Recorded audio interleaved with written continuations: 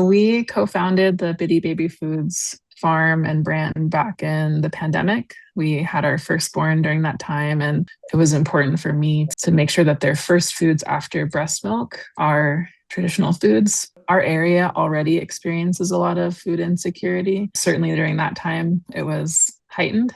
We had been farming together already. Zach's been farming his whole life. That season, we gave birth in March. By the time he was going to be 6 months and start enjoying food, that would be our first time that we'd be harvesting. We decided to sort of make like a full-on, business and brand out of growing traditional foods and then drying them and making shelf-stable baby food products. My background is in maternal and child health, and it was important for me to recognize the public health benefits to our children and to the community of making these foods more available. Where we are today, we've been in business now for almost 5 years, and it is very hard. Farming is very expensive, and it's even more expensive when you farm on tribal land and in very remote communities. We've been fortunate to, get some grant funding. Our state has a lot of resources that we've benefited from, and they also have food policy with the New Mexico Grown approved supplier program. That's really been instrumental for our business to survive and grow, is that we don't really do a lot of direct to consumer sales in our community in Shiprock. Our way of getting around that has been to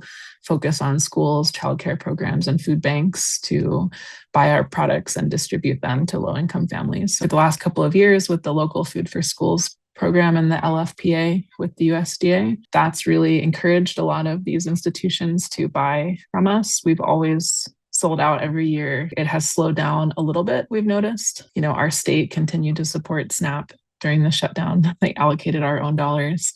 And there's still a lot of community-based organizations and Head Starts and programs that do have their own budget. So it hasn't really hit too hard yet. I assume as this goes on, there won't be as much funding available to purchase directly from smaller farmers, and they'll likely switch back to purchasing more from like Cisco and these big companies.